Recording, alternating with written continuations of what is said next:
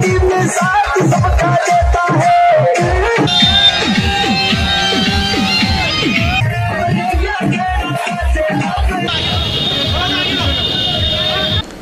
नमस्कार, मैं हूं श्याम गुर्जर। मध्य प्रदेश के बाद अब राजस्थान चुनाव की बारी है और कल राजस्थान में चुनाव होने हैं। आज हम हाई प्रोफाइल सीट निम्बाड़ा की बात करेंगे, जहां पर एक तरफ कांग्रेस के कद्दावर नेता उदयलाल आंजना है तो दूसरी तरफ भाजपा सरकार के कैबिनेट मिनिस्टर कृषिचंद कृपलानी है। दोनों के बीच कड़ा मुकाबला है और लगातार कई चुनावों में जो है ये लोग आमने सामने रहे हैं। आज हम इस पूरे मामले पर बात करेंगे कि वहां पर जो है किस तरह के कांटे की टक्कर इन दोनों के बीच है। हम लोगों ने जो है निम्बाड़ा की विधानसभा सीट के करीब 32 गांवों में जाकर के जायजा लिया, क्या हालात जमीन पर है और किस तरह के एक कड़ा मुकाबला इन दोनों के बीच देखने को मिलेगा। इस पर बात करने के लिए हमारे साथ मौजूद है वरिष्ठ पत्रकार मुस्तफा हुसैन, राजनीतिक विश्लेषक भी है वे। उनसे जानेंगे कि मुस्तफा जी, हम लोग 32 गांव में हम लोग घूमे हैं और निम्बाड़ा विधानसभा सीट के ऊपर क्या देखने को वहां मिला है, जमीन पे किस तरह के हालात है और क्या एक बार फिर कांटे की टक्कर इन दोनों के बीच होने वाली है? देखिए श्याम, आपने और हमने मध्य प्रदेश के चुनाव देखे और मालवा की 10 सीटों पर हम लगातार जुड़े रहे, वहां पे जाते रहे, देखते रहे। आप भी गए और भी हमारे साथी लोग भी गए और हमने अभी राजस्थान का चुनाव भी देखा। कई मामलों में जो निम्बाड़ा सादड़ी का जो विधानसभा चुनाव है, कांग्रेस के पॉइंट ऑफ व्यू से मध्य प्रदेश से अगर कंपैरिजन किया जाए तो बहुत अलग है। हमने निम्बाड़ा सादड़ी के क्षेत्र में घूमने के बाद देखा कि वहां पर कांग्रेस पार्टी जो चुनाव लड़ रही है वो भारतीय जनता पार्टी के पैटर्न पे लड़ रही है। जिस तरह से भारतीय जनता पार्टी ने पेज प्रमुख बनाए, बूथ इंचार्ज बनाए, एक एक वोटर का 1 to 1 उन्होंने स्क्रूटनी की कि कौन बीजेपी का है, कौन कांग्रेस का है। यही पैटर्न जो है निम्बाड़ा सादड़ी में देखने को मिला। जो कांग्रेस के प्रत्याशी उदयलाल आंजना, जो उनके कार्यकर्ता है, जो उनके पार्टी से जुड़े लोग हैं, उन्होंने भी ऐसा ही बूथ प्रबंधन जो है निम्बाड़ा और सादड़ी में किया है।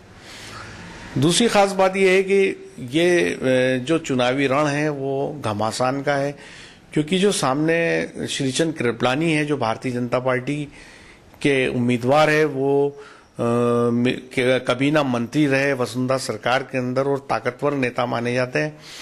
तो दोनों के बीच में कड़ी टक्कर है। और दूसरी खास बात यह है कि जो सराउंडिंग के जो जिले हैं मध्य प्रदेश के, यहाँ चुनाव से फ्री होने के बाद कांग्रेस और भाजपा दोनों ही दलों के सारे नेता वहीं डेरा डाले हुए हैं।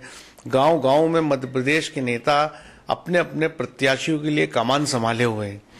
तो जमीन पे बड़ी कांटा जोड़ है। और जो पैटर्न जो कांग्रेस ने अपनाया है, जो बूथ मैनेजमेंट का, पेज प्रमुख बनाने का, और जिस तरह से कार्यकर्ताओं को अलग अलग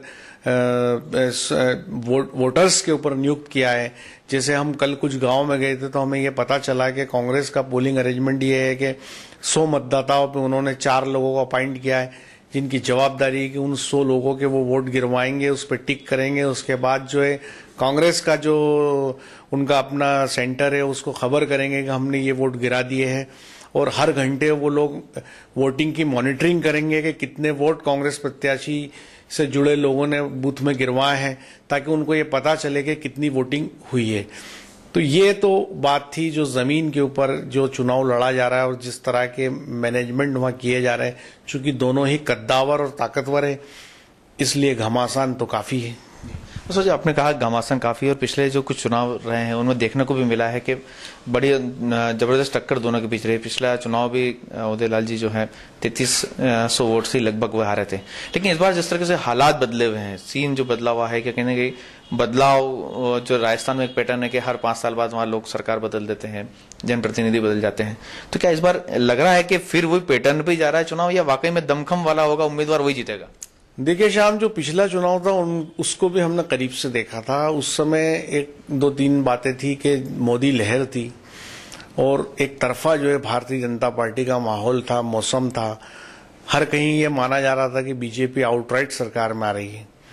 उस समय इस चुनाव में यही परंपरागत प्रतिद्वंदी आमने सामने थे, उदयलाल जी और शेषन जी। लेकिन उस समय मक्खनलाल मीणा निर्दलीय उम्मीदवार थे जो हेलीकॉप्टर से प्रचार कर रहे थे। उन्होंने 8000 से ज्यादा वोट जो है जो कांग्रेस से जुड़े थे उसको कब्जाया, जिससे उनको नुकसान हुआ। दूसरा, मोदी लहर का नुकसान हुआ। तो उसके बावजूद जो है उदयलाल जी अपना पिछला चुनाव मात्र 3300 वोट से आ रहे हैं, जबकि हार का अंतर दूसरे प्रत्याशियों को हजारों में था। भारतीय जनता पार्टी किला लड़ाने में कोई कमी नहीं रख रही है। बीजेपी ने जो इस समय देश में हार्डकोर हिंदुत्व के आइकॉन हैं योगी आदित्यनाथ, उनकी एक सभा जो है छोटी सादड़ी में करवाई और कहीं ना कहीं ये कोशिश की कि मतों को खींचा जाए, भारतीय जनता पार्टी का पक्ष मजबूत किया जाए। तो ऐसा लगता है जो किसानों का मुद्दा है, जो फसलों के दाम जो गिर गए हैं, दूसरा हमने ये देखा निम्बाड़ा सादड़ी में करप्शन एक बड़ा मुद्दा है, खास तौर पे पुलिस का भ्रष्टाचार बहुत बड़ा मुद्दा है जिसको लेके चर्चा आम है। और तीसरी चीज है कि लोग निम्बाड़ा सादड़ी के जो है लचर कानून व्यवस्था को भी एक बड़ा मुद्दा बनाए हुए हैं और उसको लेके नाराजगी है। कहीं हमें लोगों ने ये भी कहा कि विकास को लेके कहा कि विकास तो हुआ है, तो इस मामले में मिलीजुली प्रतिक्रिया थी। लेकिन जो किसानों का मुद्दा है, जो करप्शन का मुद्दा है और लचर कानून व्यवस्था का जो मुद्दा है, ये बड़ा मुद्दा है।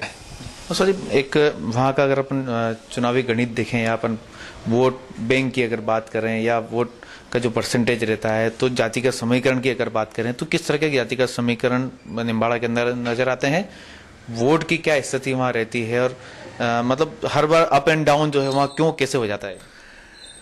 देखिए श्याम, निम्बाड़ा सादड़ी विधानसभा के अंदर जो सबसे बड़ा वोट बैंक है वो धाकड़ समाज का है और 22 से 25 हजार धाकड़ों के वोट है। दूसरा बड़ा वोट बैंक जो मुस्लिम समाज का है, जिनमें कम से कम 17,000 मुस्लिम वोट है।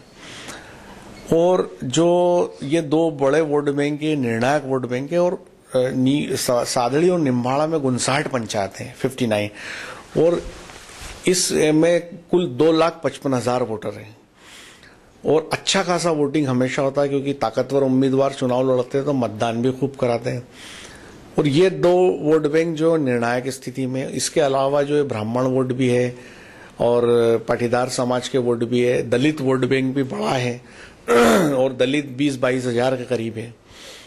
तो ये जो वोट बैंक है और इसका जो रुझान जो इस समय आउटराइट हम क्लियर नहीं कह सकते, लेकिन एक बात जो हमने खास तौर पे महसूस की कि पिछले चुनाव में अल्पसंख्यक जो वोट बैंक था उसने भारतीय जनता पार्टी के उम्मीदवार को जमकर समर्थन किया था, खुला समर्थन किया था।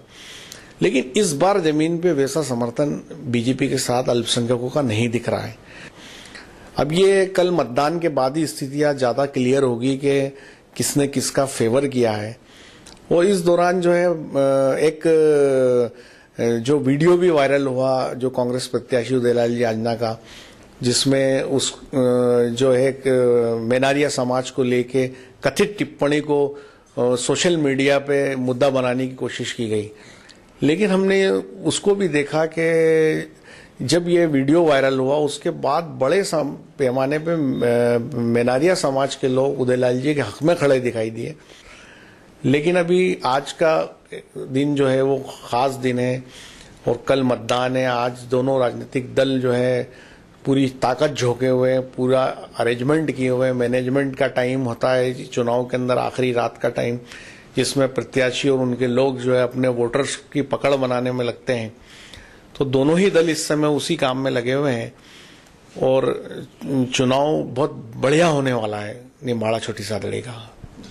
तो ये थे हमारे साथ राजनीतिक विश्लेषक मुस्तफा हुसैन, जिन्होंने राजस्थान की हाई प्रोफाइल सीट निम्बाड़ा को लेकर अपना विश्लेषण बताया कि किस तरह के हालात वहां जमीन पर हैं। और उन्होंने स्पष्ट तौर पे कहा कि एक बार फिर परंपरागत प्रतिद्वंदी आमने सामने है तो टक्कर बहुत जबरदस्त होने वाली है। दोनों के बीच में कड़ा मुकाबला हमें यहाँ देखने को मिलेगा। हालांकि राजस्थान में जिस तरह के पैटर्न है कि वहाँ हर बार जो है सरकार और जनप्रतिनिधि बदलने की एक परंपरा सी बनी हुई है, लेकिन इस बार देखने को वाली बात होगी क्या उस जो परंपरागत जो चीज चली आ रही है क्या उसको तोड़ने में जो है कामयाब कहीं ना कहीं श्रीचंद कलपरानी वहाँ हो पाते हैं यानी, या फिर उदयलाल जी जो है वे जो है उस परंपरागत चीज को कायम रख पाते हैं या नहीं। मेरे सहयोगी कैमरामैन दीपक खताबे के साथ वॉइस ऑफ एमपी के लिए श्याम गुर्जर।